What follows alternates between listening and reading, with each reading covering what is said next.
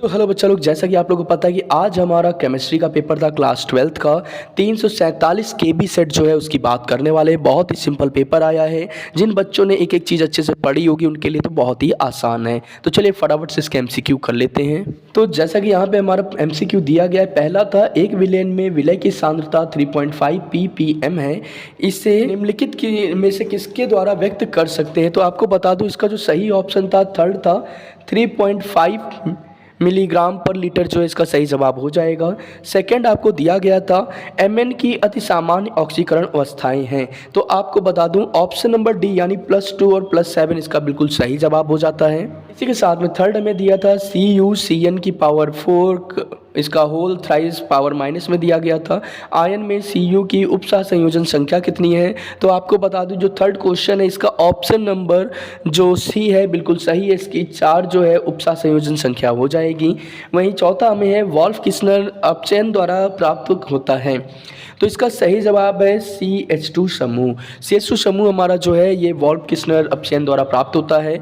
पांचवा था निम्नलिखित में से कौन सी एमीन कार्बिल एमीन अपक्रिया नहीं देता है। तो बता दूं फिफ्थ का जो सी वाला पार्ट है ये बिल्कुल सही ऑप्शन आपका दिया गया है। CH3NH जो आपका है ये कार्बिल एमीन अपक्रिया नहीं देता है। इसी के साथ में छठा पार्ट दिया गया था ग्लूकोज में उपस्थित एल्डिहाइडिक समूह निम्नलिखित में से कौन सा परीक्षण नहीं देता है। तो आपको बता दूं कि सिक्स्थ का जो डी पार्ट है इनमें से कोई नहीं, ये सही हो जाएगा आपका। तो ओवरऑल बहुत ही शानदार और बहुत ही सिंपल पेपर है। इंग्लिश में यहाँ आपको देखने को मिल रहा है, दिया गया है। तो इसी के साथ में चलते क्वेश्चन नंबर 2 पे। मोलरता तथा मोललता को उदाहरण द्वारा समझाना है हमको। मोलरता मोललता आपको हमने 1000 बार कहा था, मोस्ट इंपॉर्टेंट है, पढ़ के ही जाइएगा, पढ़ के ही जाइएगा। तो जिन बच्चों ने पढ़ा है 2 नंबर तो उनको फ्री में ही मिल जाएंगे बिना कुछ किए। वहीं इसके नीचे दिया है निम्नलिखित को समझाइए। लेंथेनाइड अंकुचन क्या होता है और लेंथेनाइड तथा एक्टिनाइड ऑक्सीकरण अवस्थाएं।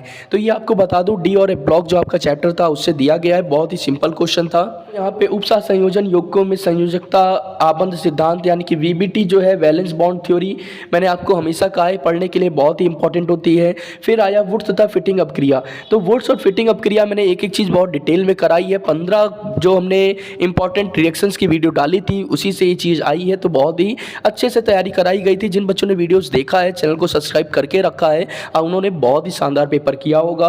फ्री का 8 नंबर इधर से मिल गया आपको बिना किसी भी टेंशन के।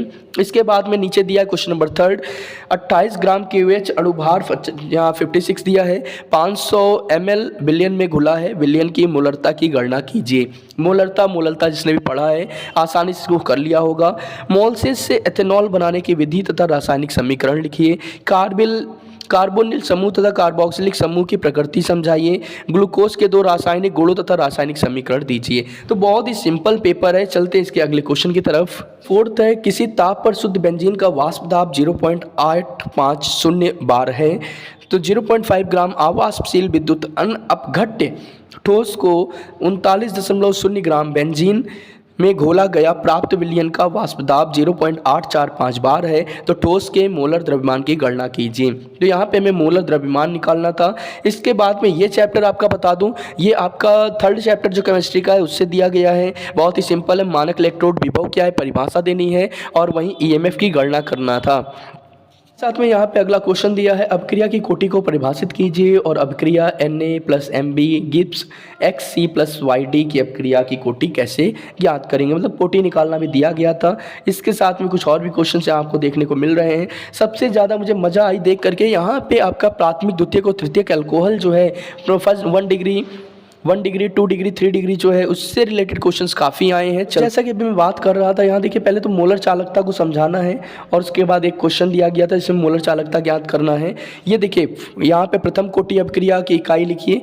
तो ये आपका क्वेश्चन आ गया है। यहाँ पे इसके साथ में यौगिक सूत्र लिखना है हेक्सा एक्वा क्रोमियम क्लोराइड और डाईक्लोरिडो डाईएमीन प्लेटिनम। तो इस तरीके से यहाँ पे आपको क्या था, यौगिक सूत्र लिखना था। देखिए 2 पार्ट यहाँ पे भी दिए थे, हेक्सा एमीन प्लेटिनम क्लोराइड और सोडियम पेंटासाइनो नाइट्रोजिल फेरेट। तो ये आपको दिया गया था, सभी 1-1 नंबर के थे। तो 4 नंबर का ये था। देखिए यहाँ पे फिर से प्रोटीन की प्राथमिक द्वितीयक तृतीयक चतुर्थक संरचना को विस्तार से समझाइए। 4 नंबर का क्वेश्चन था। बहुत ही शानदार क्वेश्चन दिया गया था। इसी के साथ में अगला क्वेश्चन था हेलो एल्केन के प्रतिस्थापन अपक्रियाओं की क्रियाविधि। बहुत ही डिटेल में मैंने एक एक चीज़ बच्चों को पढ़ाई थी। आई होप बच्चों ने बहुत अच्छा किया होगा। आपका पेपर कैसा गया कमेंट करके हमें बताना बिल्कुल ना भूलें।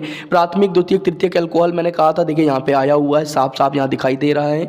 तो पेपर ओवरऑल बहुत ही शानदार था। इसकी जगह आप ये भी कर सकते थे कि 4 नाइट्रोफिनॉल, पिक्रिक अम्ल, 4 ब्रोमोफिनॉल, सैलिसिलडिहाइड, बेंजोक्विनोन।